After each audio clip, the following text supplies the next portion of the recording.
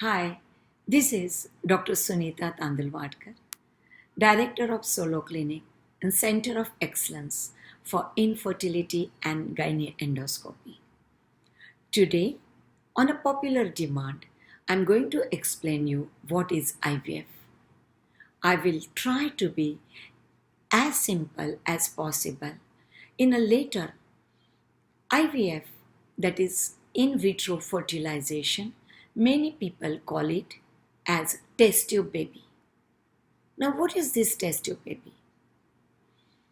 Before understanding, let me explain you in 1 minute how natural pregnancy happens. A lady from the start of a menstrual cycle try to produce many eggs, but only one egg try to go ahead.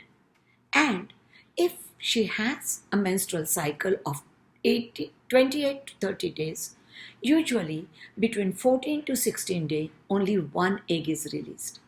As soon as it gets released, it is picked up in the tube. Now, during this period, if she comes in contact or she has a sexual relation with her husband and the semen gets deposited in the vagina, the sperm reaches to the tube where egg is staying. The egg and sperm undergo fertilization. To fertilize one egg, you need to have millions of healthy sperm. And this fertilized egg we call embryo, that is a small baby.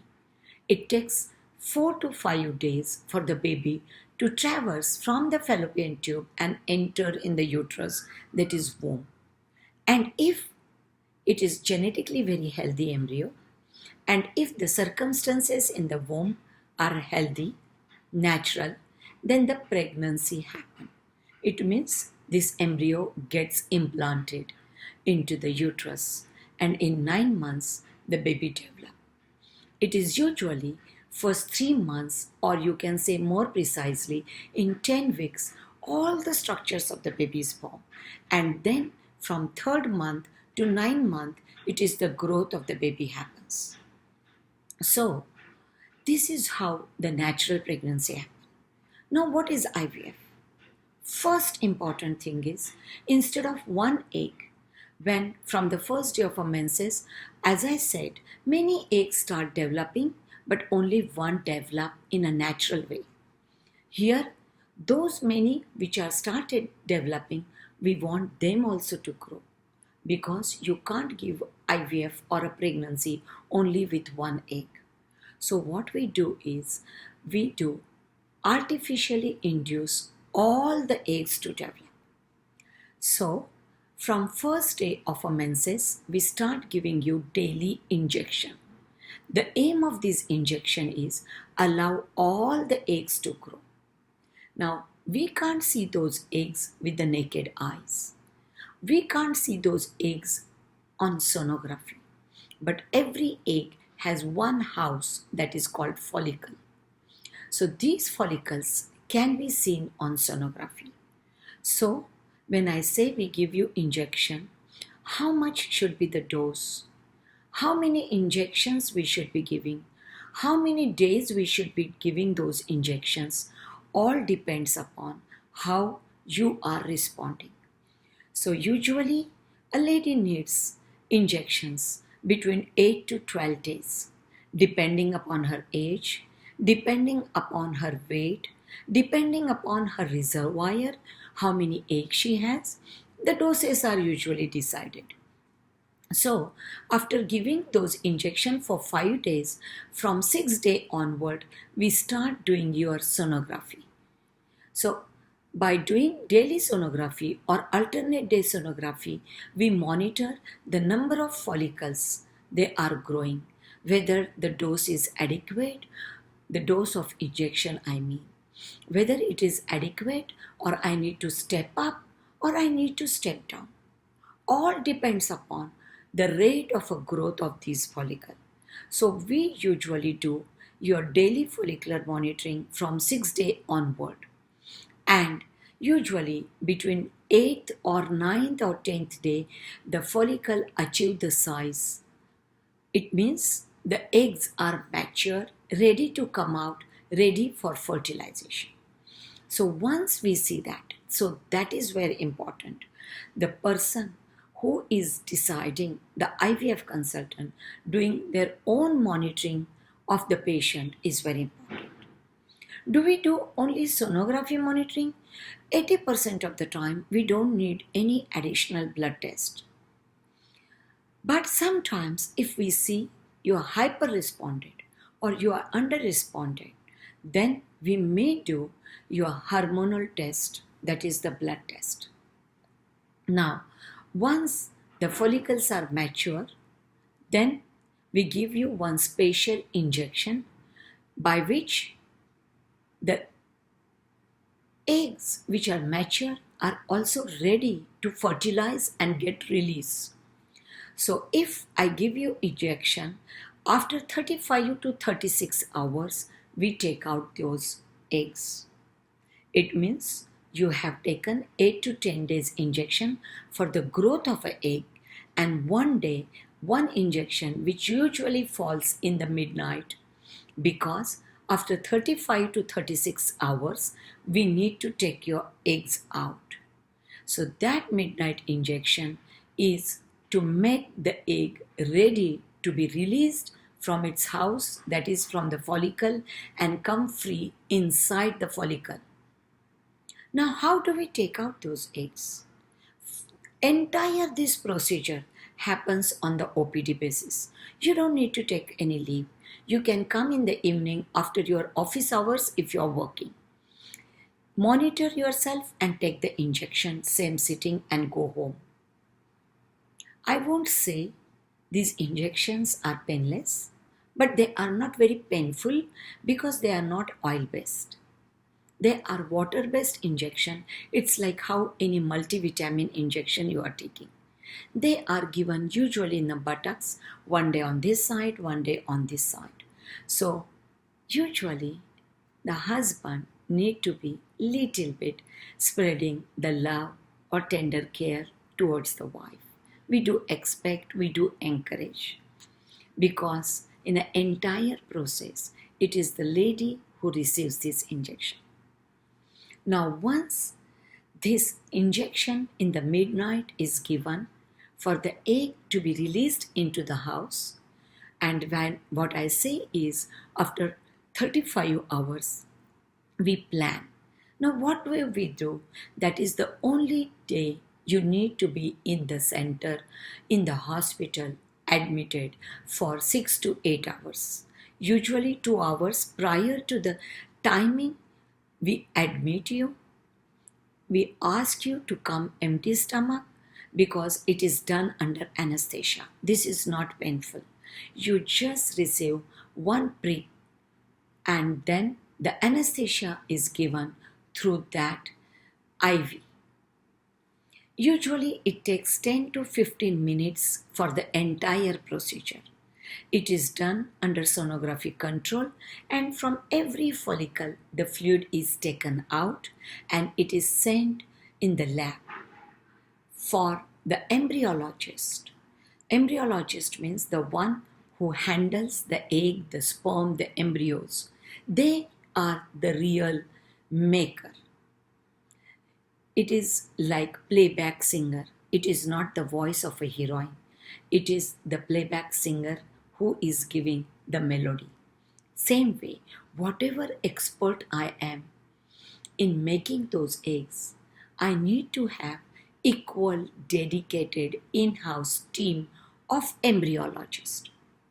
Once I give a follicular fluid from every follicle, from each ovary, she takes them under the microscope, under absolutely sterile stringent condition, and then she takes out the egg from each and every follicle. And then they are kept in the incubator for further maturity for 3 to 4 hours. After all these eggs, they are incubated for 3 to 4 hours. These embryologists usually take the egg and either they allow the sperm to be around these eggs, and ask them to fertilize in the incubator, or if the patient is having or the male partner is having problem in the sperm, or if it is unexplained infertility, which everything is normal but we don't know when the pregnancy, why the pregnancy is not happening, then the special technique is used which is called ICSI, intracytoplasmic sperm injection. It means we inject the sperm into the egg. So you need a skilled embryologist who takes the sperm and inject inside the egg. Now the time taken for this entire process is less than what time I'm taking to explain you. Faster the embryologist, better the results. If you have your in-house excellent team, then it is your routine protocol. They decide, they take out the eggs, the mature eggs are separated, the eggs are injected, and they are kept in an incubator. Now, another important thing is you need to know that we have many incubators. Every patient is labeled. So, same incubator is not opened again and closed. It can disturb the environment. Now, after 24 hours, they cross-check how many eggs got fertilized. Even if every egg is injected, not necessarily you will have every so many embryos. Only healthy egg and healthy sperm. When I say healthy, it means they are mature and genetically healthy. Then only the embryo is formed. Now, every formed embryo, sometimes genetically unhealthy embryo egg or unhealthy sperm also can form the embryo, but they may not grow. So some eggs, they may not get fertilized, and some of the fertilized eggs may not grow. So you may wonder that they have taken out 10 eggs. Not necessarily you will have 10 embryos. Depending upon your age, quality, your ovarian reserve, everything, the number of embryos formed depends. Those which are not genetically healthy, probably they don't grow or they don't implant. So we segregate on third day those which are healthy embryos, and those embryos then we transfer. So friends, it looks very easy. It is not easy, the procedure. It involves a active participation and active understanding of the couple with you. If they know that they have to undergo this process, which takes sometimes from 2 weeks to 6 weeks, sometimes in a lady, for example, she has a polycystic ovaries, we may downregulate the egg ovary. Sometimes she may be obese. We ask them to reduce the weight. At least 5 to 10% of the body weight should be reduced. Because now you understood that you need a healthy eggs. And obesity itself can affect the health quality of an egg. So if your ART consultant says do weight loss, they mean it, because the quality of egg is decided by you, your age, your body mass, your ovarian reserve. So your active participation in entire process is very important. Understanding by your partner, helping you to reduce your weight is equally important. Your diet, healthy diet, because all micronutrients, vitamins, minerals also make the health of the gamete. So friends, when you undergo IVF, what is important is, and why the name test tube came is, usually in the fallopian tube, the egg and sperm undergo union in a natural way. And here, the function of the tube is taken by we in the lab. We make the egg and the sperm, and then this embryo is transferred in the womb. So, if you did not understand the process very well, it is mandatory for you to ask your infertility specialist, please explain it again. Why? Because when you understand that I have to take everyday injection, for example, you are mentally prepared. You know why today you are going in an ART center or to the clinic just to take the injection. You know that today after the injection, they are going to check me on a sonography to see how the rate of a growth of all my eggs are happening or the follicles are happening. So when you go knowing for what you are going, you are not stressed. That's another thing. The stress affects the egg quality. The stress causes complete imbalance in the hormone. So, you understand you need to have a healthy food. You understand if you are overweight, start exercising, do yoga, and reduce the weight because you want to improve the egg quality. And third, understand the process very well so you are not carrying any stress. Don't be stressed out to ask any team member or to your consultant, infertility specialist, any queries if you have. Because slightest query can give you the stress. And now you understood, stress also affects the egg quality. So, to get a success in a IVF, now in spite of doing all that, you should know IVF is not 100% success. It depends upon your age, your number of eggs, amount of embryos available. Why? Because suppose I decide to transfer 2 embryos, and if I have made 8 to 10 embryos, I can choose best of the 2 and my success may be high. But in your case, if I got only 2 embryos, I have no choice than to take whatever the quality those embryos are. It's like I always tell my patients, you are going to buy the tomatoes. You want to buy 1 kg. And if that vendor has only 1 kg tomato, whether they are good quality or bad quality, you have to take them. But if they have 30 kgs, you can select the best of the tomato. So naturally you will have a best one. So there are many factors which affects the result. Implantation of that embryo is a highly complex procedure.